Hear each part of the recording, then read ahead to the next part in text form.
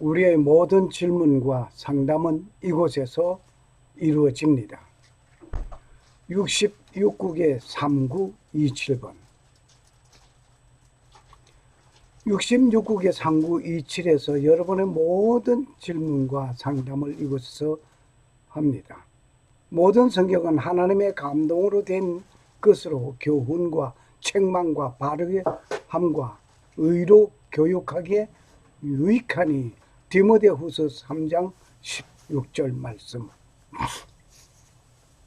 성경은 정치, 경제, 교육, 헌법, 군법, 민간요법, 기업, 사회, 형법 등 각종 인간이 살아가는데 가정이든 단체든 국가 운영하는 데 필요한 모든 것이 함축되어져 있습니다.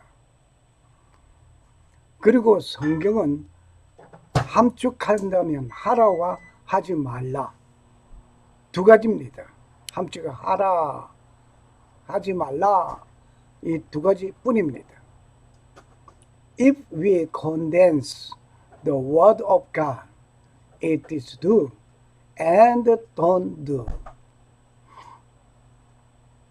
요한복음을 본문 중심으로 공부하면서 은혜의 시간을 가지겠습니다. 침례 요한의 탄생을 한번 영상을 통해서 천사 가브리엘은 마리아에게 엘리사벳도 아들을 낳을 것이라고 말해 주었습니다. 마리아와 엘리사벳은 친척이었습니다. 마리아는 엘리사벳을 찾아갔습니다.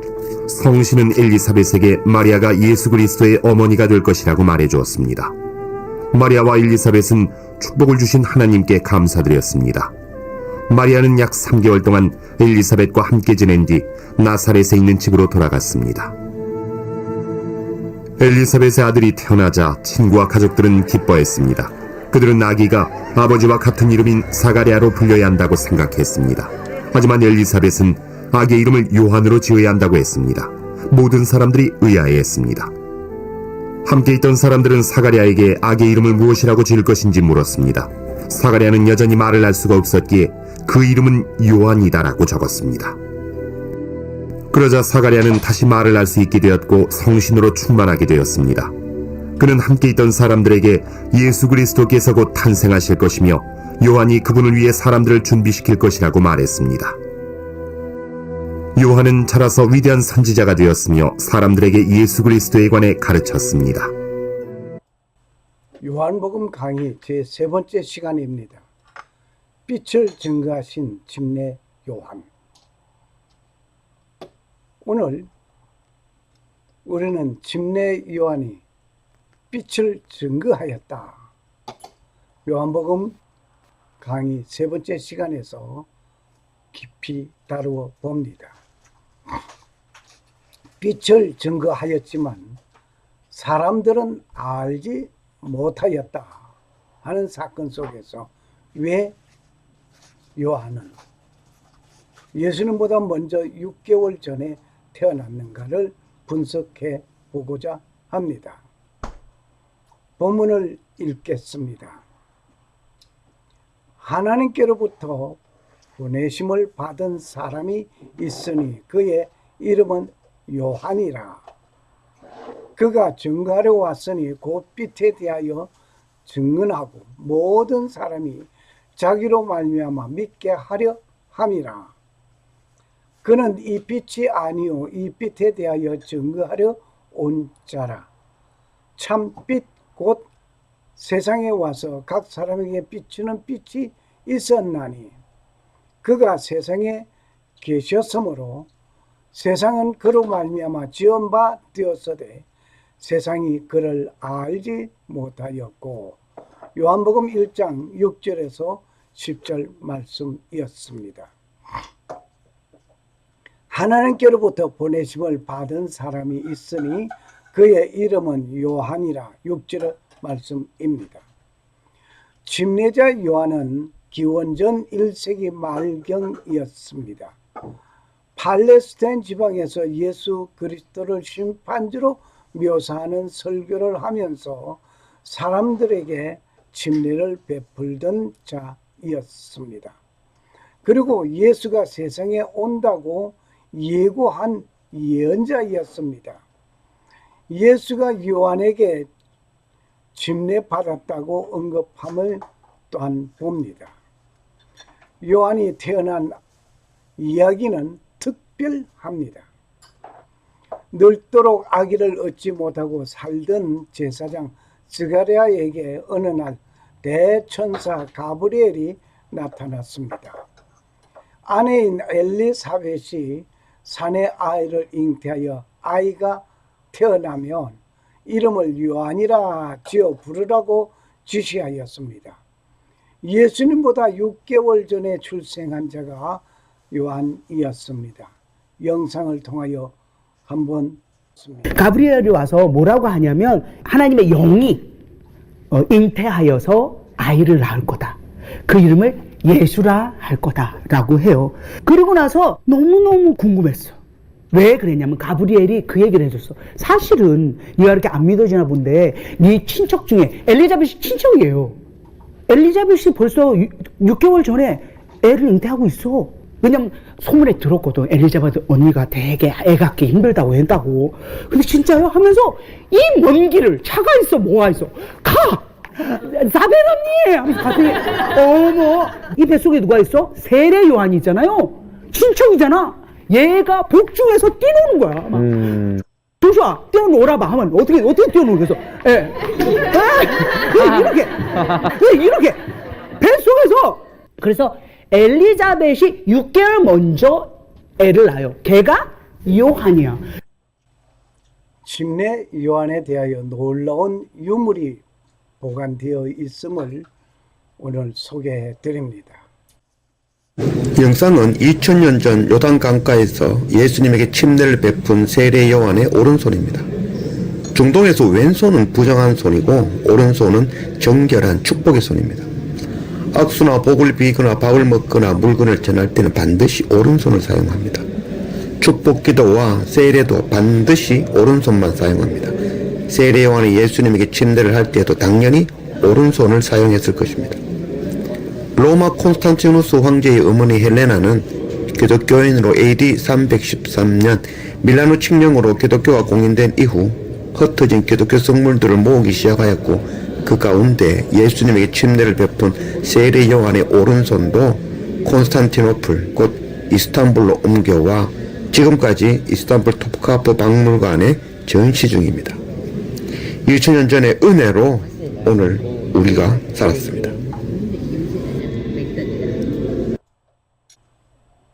그가 증언하러 왔으니 곧 빛에 대하여 증언하고 모든 사람이 자기로 말미암아 믿게 하려 함이라. 7절 말씀입니다. 침례 요한은 빛에 대하여 증언하러 왔다고 말을 합니다. 모든 사람들이 침례 요한을 통하여 빛 대신 예수 그리스도를 믿게 하기 위한 것이었습니다. 내가 예수 믿는 순간 나를 통하여 예수 그리스도가 존귀함을 얻고 예수 믿는 일이 많이 생겨나야 할 것 같습니다. 그는 이 빛이 아니요 이 빛에 대하여 증언하러 온 자라고 8절에 말씀하고 있습니다. 침례 요한은 자신이 빛이 아니라고 확실하게 말을 합니다. 참빛 곧 세상에 와서 각 사람에게 비추는 빛이 있었나니 9절 말씀. 참빛은 세상에 와서 비추는 빛이 있었다라고 밝히고 있습니다. 이미 빛 대신 예수님은 창조주로서 세상에 여러 모습으로 나타나 비추어 주셨던 것입니다. 아담과 하와 때부터 시작하여서 지금까지 여러 가지 모습으로 빛 대신 예수 그리스도는 구세주로, 지금은 다시 오실 메시아 주 예수 그리스도 심판의 주로 오신다는 것을 우리는 믿고 있습니다. 그가 세상에 계셨으며 세상은 그로 말미암아 지은 바 되었으되 세상이 그를 알지 못하였고, 예수님은 세상에 창조주로서 창조하시고 모든 세상은 예수님으로부터 지음을 받았지만은 그를 알지 못하였다 말입니다. 확실하게 세상은 그분으로 말미암아 지음바 되었으되 세상은 그분을 알지 못하였고 자식의 아버지를 아버지로 인정하지 아니하는 모습 같습니다. 다시 말을 해서 아버지가 자식을 낳았는데 그 자식이 누구요? 아버지를 인정하지 아니하고 살아간다면 그 아버지의 심정은 어떻겠습니까? 하나님께서는 침례 요한을 보내셨습니다. 왜 보내었을까 하면서 의문을 던져 볼 수 있습니다. 예수님 탄생보다 6개월 앞서 오셨던 침례 요한입니다.